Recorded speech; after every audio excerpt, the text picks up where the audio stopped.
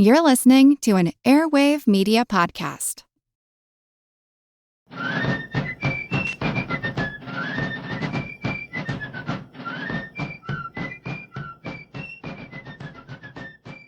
Hello, and thank you for joining the American Revolution.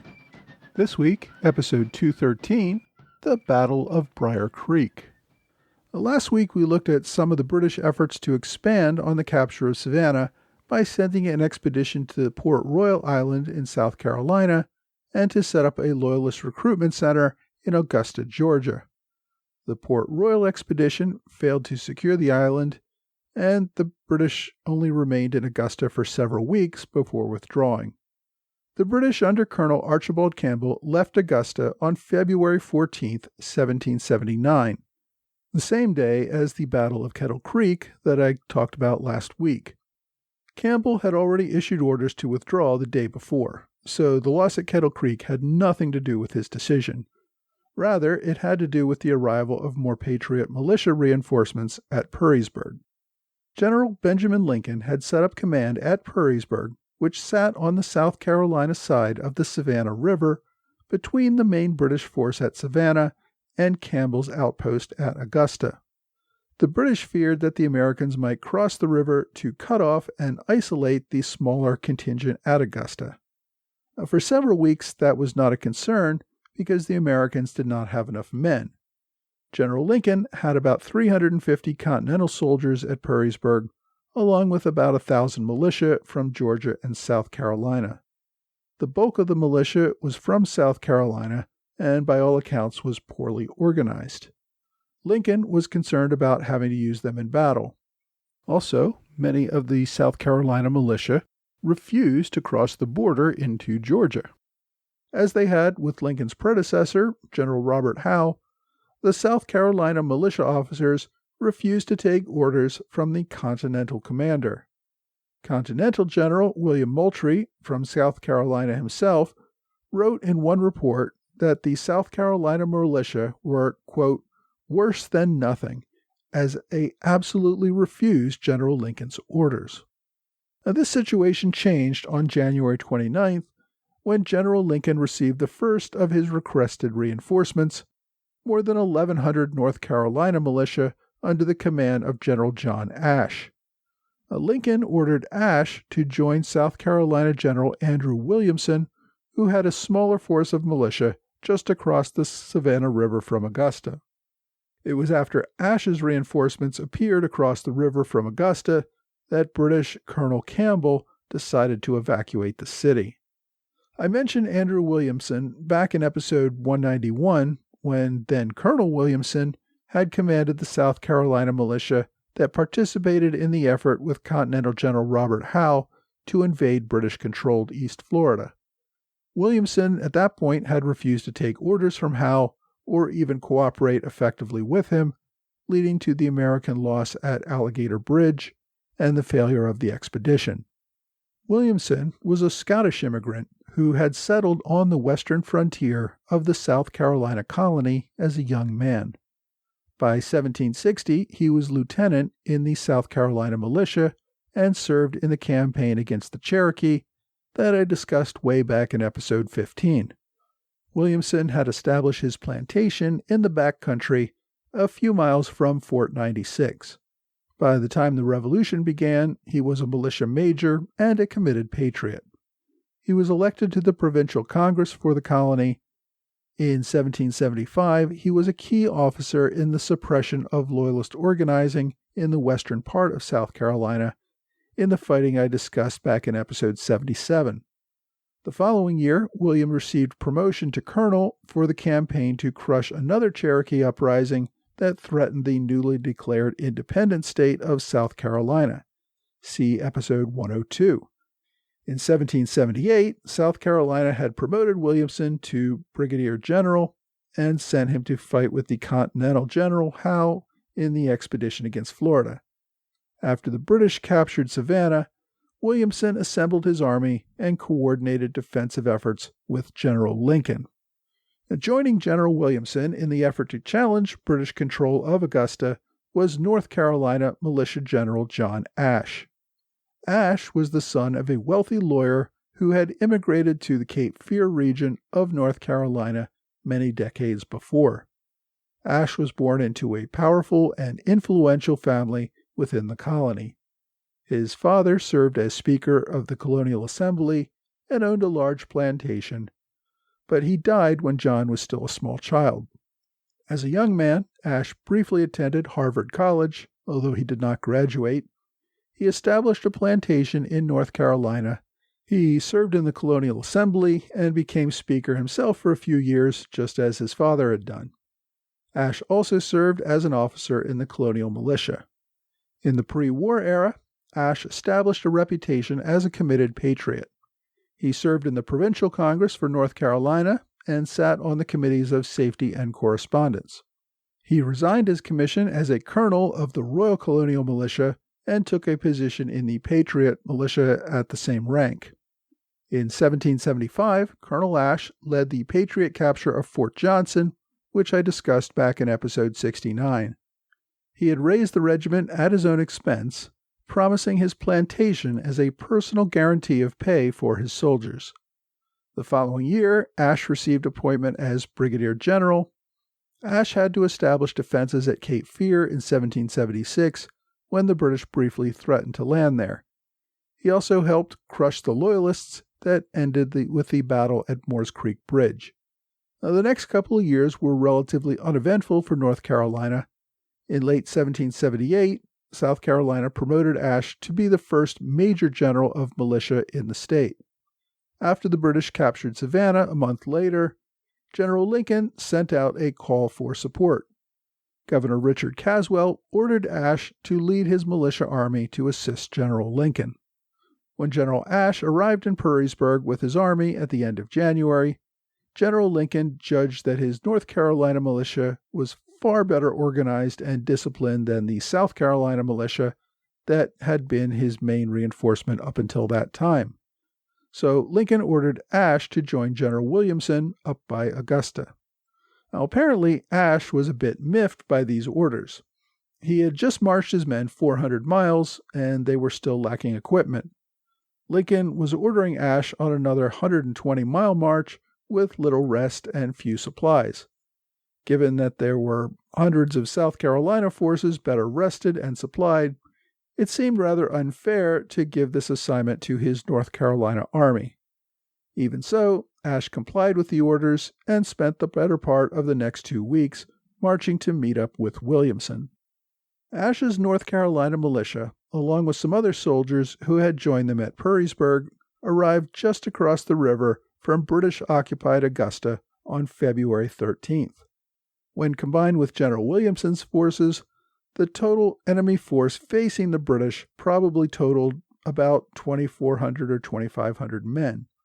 British Colonel Campbell observed the combined militia army, which he guessed was more than 3 times the size of his 1,000-man garrison, and opted to evacuate the following morning. The British tried to put their best face on the evacuation. They recharacterized the taking of Augusta as just a raid which had resulted in the acquisition of supplies and the recruitment of several hundred Loyalist militia. But based on their hopes at the time they first occupied Augusta, it had to be seen as a failure. The British had hoped that thousands of Loyalists would take up arms on behalf of the king, and they would establish an army that would not only pacify all of the Georgia backcountry, but would provide the soldiers needed to invade South Carolina. Instead, British authority following this withdrawal would be limited to a small region just around Savannah. Colonel Campbell marched his regulars and militia back toward Savannah, marching for nearly 2 weeks before establishing a camp in Ebenezer, just over 20 miles north of Savannah and about 10 miles north of the main American force at Perrysburg, just across the river in South Carolina. Along the way, he acquired 270 men who had escaped from the Battle of Kettle Creek that I discussed last week. While the men were too few and too late to change anything strategically, Campbell formed them into the Royal Regiment of North Carolina and added them to his army. After the evacuation of Augusta, General Williamson's South Carolina militia immediately occupied the town and set about exacting punishments on any loyalists or loyalist property that belonged to men who backed Campbell while the British were in Augusta. He made sure all loyalist outposts that had been established were eliminated, and that the locals who were still there were either arrested for collaboration or swore an oath of loyalty to the Patriot cause. General Ashe followed orders to pursue Campbell's retreating army. Ashe's militia pursued, but not very aggressively. Remember, the North Carolina had just marched 400 miles to join with Lincoln, then marched well over 100 miles up to Augusta, and now we're marching another 100 miles down the South Carolina bank of the Savannah River in pursuit of the British. These were also militia, many of whom were not combat experienced. Even General Ashe had not seen combat in over 2 years. The British under Campbell had suffered one death of a regular soldier during his occupation of Augusta, but that one death was one that greatly upset many of the British soldiers. During this era, it was a common practice for officers to deploy a guard to ensure the protection of a home or family from looting or destruction. A Patriot officer who was being held prisoner in Savannah had requested that his home and family near Savannah receive such protection. Colonel Campbell had deployed Private McAllister of the 71st Regiment's Light Infantry to ensure the protection of the home of this captured American officer. The American raiders found this British guard at the American home and killed him. For the British, this breach of protocol, murdering a soldier assigned to protect the home and family of an American officer, was a crime. Campbell protested the killing to General Williamson. In response, Williamson said that he would send the men to General Lincoln to determine whether punishment was appropriate. Lincoln declined to take any action. Some experts have speculated that General Lincoln's decision not to punish the murderers was out of fear that it might lead to much of the rest of the South Carolina militia deserting and going home. McAllister had apparently been a popular soldier in his regiment, and his murder did not go over well. The cry, "Remember poor McAllister," would be used in several later battles and skirmishes to encourage the regulars to kill the enemy without mercy. Once Colonel Campbell reached Ebenezer, he turned over command to Lieutenant Colonel Mark Prevost and headed back to Savannah on his own. A few days later, he boarded a ship for London. Campbell had been in America for 3 years, most of them as a prisoner of war. His personal finances back in Britain had become a mess, and he also wanted to get married. Before Campbell left, he had worked with Colonel Prevost to develop a plan of attack against the Americans at Brier Creek. Prevost was the younger brother of General Augustine Prevost, who was in overall command at Savannah. He assumed command of the detachment at Ebenezer. With the main American force under General Lincoln at Perrysburg, General Williams' militia in and around Augusta, and Ashe's militia army at Brier Creek, the British were finding themselves increasingly hemmed in. They relied on the back country to provide their army with food and supplies. Now, cut off from that region, the British would have to rely on ships from Florida, which were probably not going to be numerous enough to keep the army fed. The withdrawal from Augusta and the loss of the Loyalist militia at Kettle Creek did nothing to encourage the locals to have faith that the British were in control of Georgia. Most Georgians outside of Savannah had more to fear from Patriot reprisals if they cooperated with the British in any way. On March 1st, the British sent a force of about 500 men to take a position about 3 miles south of the Americans at Brier Creek. That night, Colonel Prevost took an even larger force, plus 5 pieces of field artillery, to march around to the west out of sight and get north of the Americans at Brier Creek. It took Prevost until the morning of March 3rd to get his soldiers into position. The Americans were watching the 500 enemy soldiers to their south and were not aware that a larger force was descending on them from the north. General Ashe had received some reports of the British moving to the north, but assumed that these enemies to the north were just smaller raiding parties. On the afternoon of March 3rd, Ashe received reports that the enemy was just minutes away from entering his camp. A portion of his men had been deployed to the south to monitor the enemy force that was meant to distract him. Ashe formed up the 900 or so men in his main camp to form a defensive line. But again, these were relatively untrained and inexperienced militia. They also had a wide variety of muskets, meaning that deployment of ammunition was a source of confusion. The British force under Prevost advanced on the American line. The American center, which had the few Continental soldiers, supplemented by Georgia militia, advanced as well to close the gap between the two firing armies.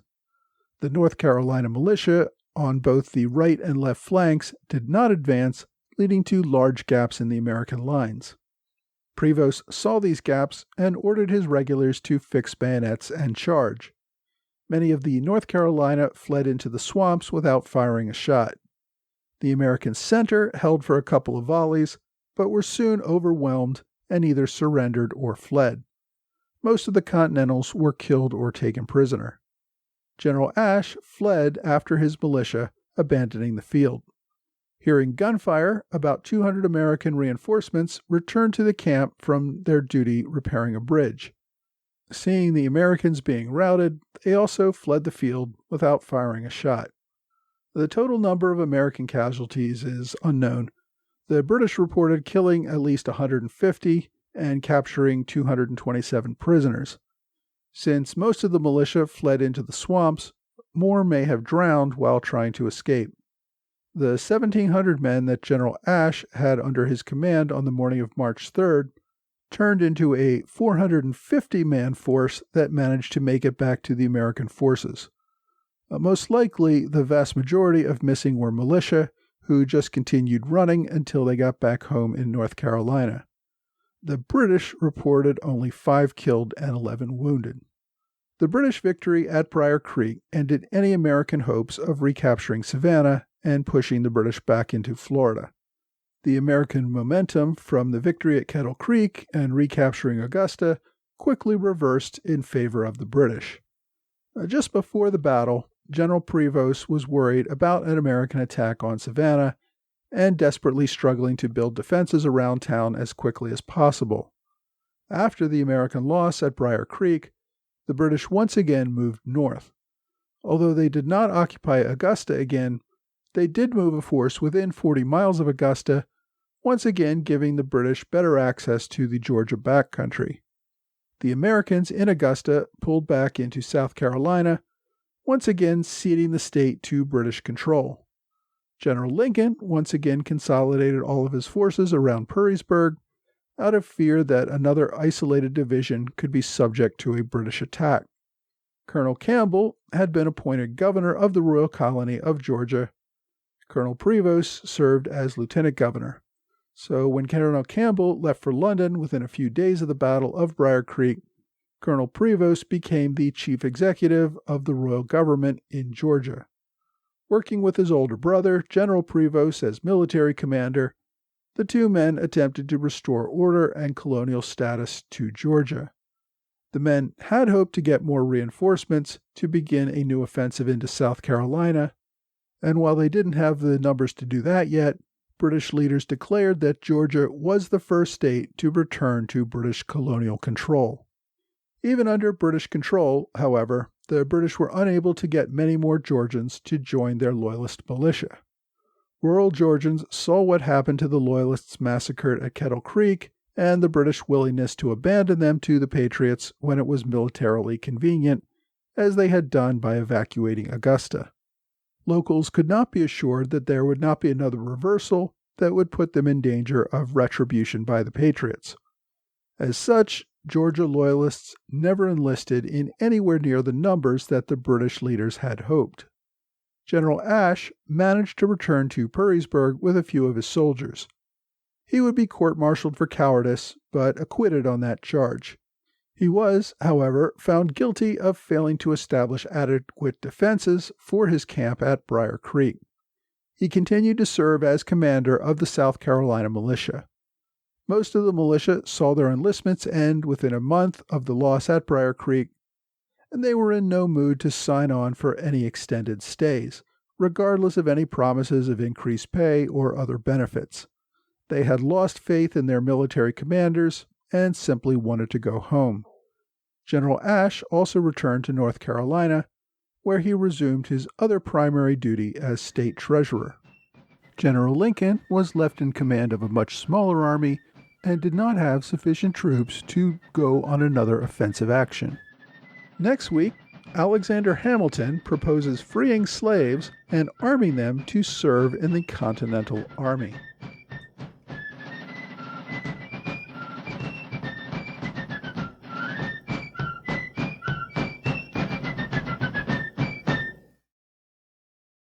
Hey, thanks for joining the American Revolution Podcast After Show.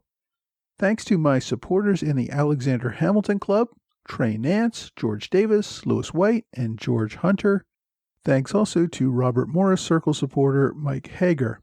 You guys have really been key to helping me cover all of my expenses on this podcast, and I really appreciate it.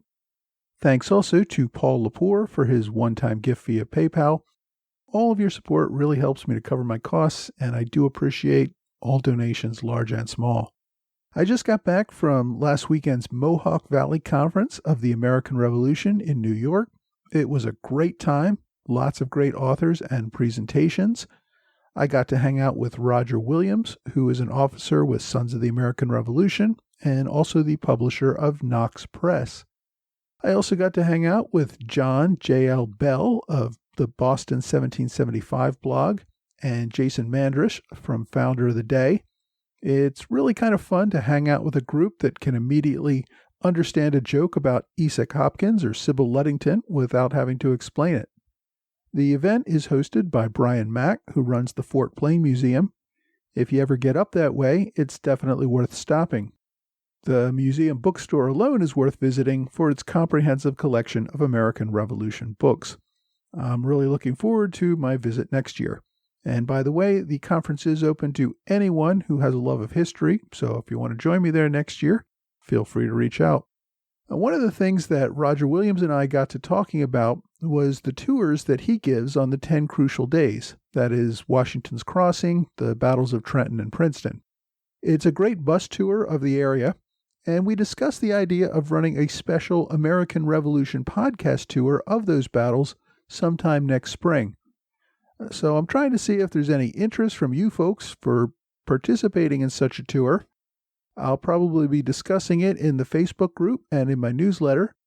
If you may be interested and are not signed up for either of those, you might want to do so. There are links to both my Facebook group and my email mailing list on all of my blog entries, which you can find at blog.amrevpodcast.com. I have two corrections from last week's episode.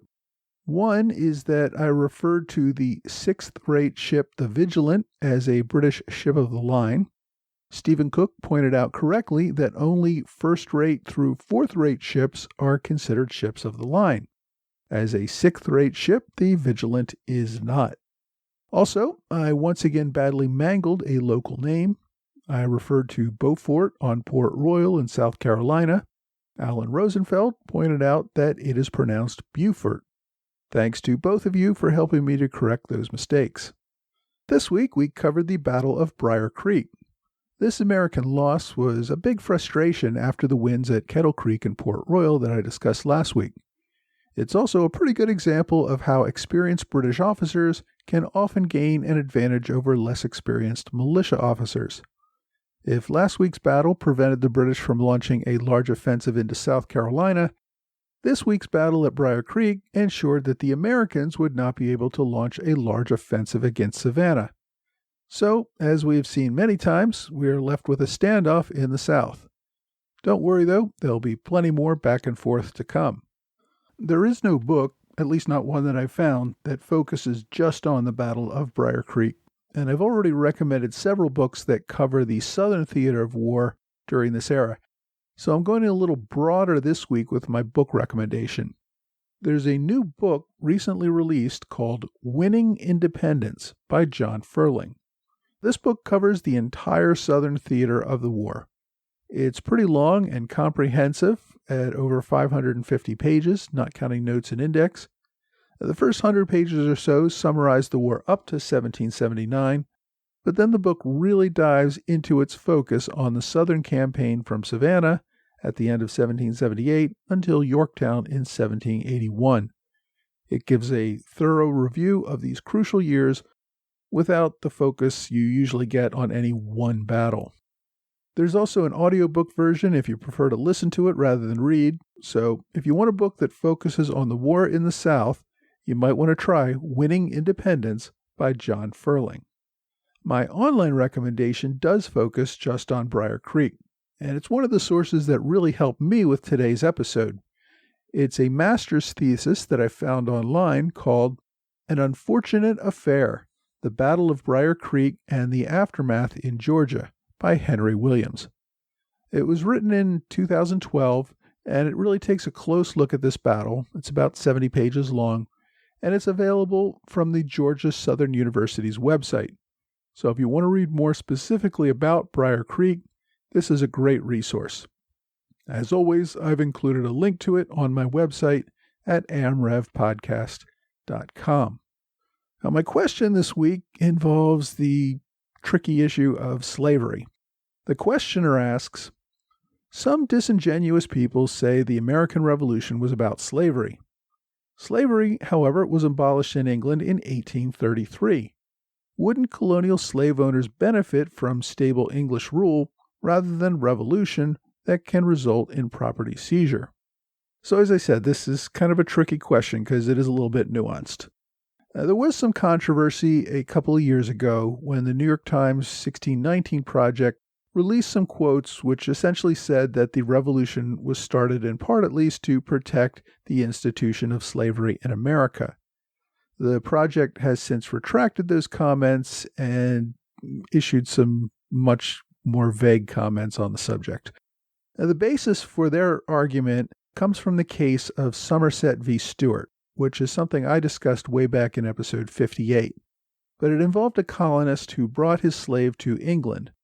The slave escaped, and the master recaptured him, imprisoned him, and announced that he intended to sell him to a plantation in Jamaica.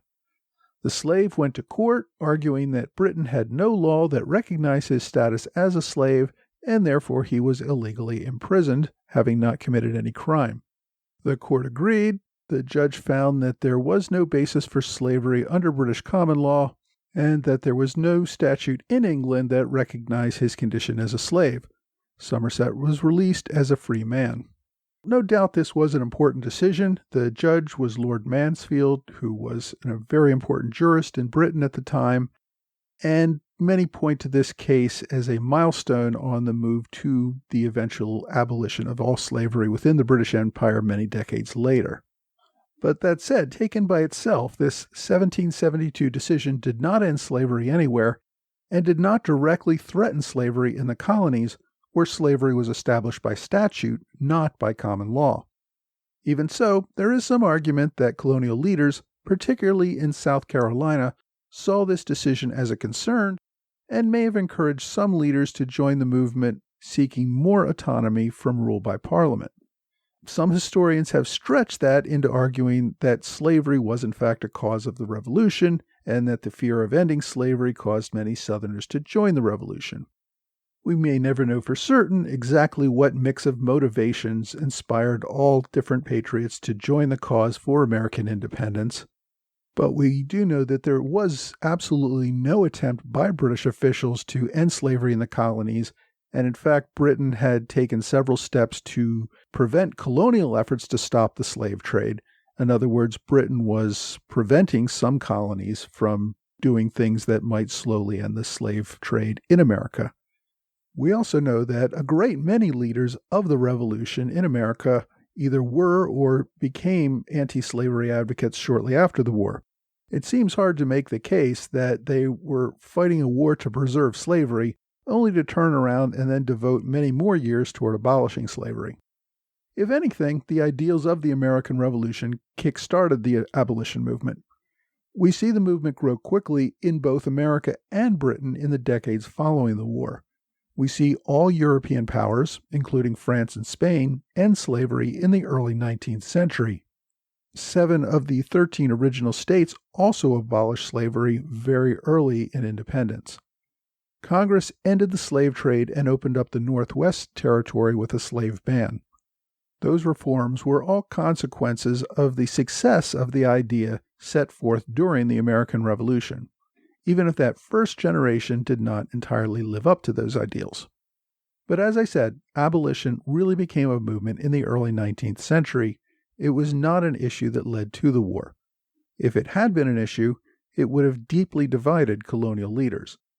It was that fear of disunity that caused the colonial leaders to kick the can on the slavery issue down the road and leave it for another generation to resolve. If you have a question about the revolution, please email me at mtroy.history@gmail.com or just post it on the American Revolution Podcast Facebook group, or you can even reach out to me on Twitter or LinkedIn. There's plenty of ways to get in touch with me, and I look forward to your questions.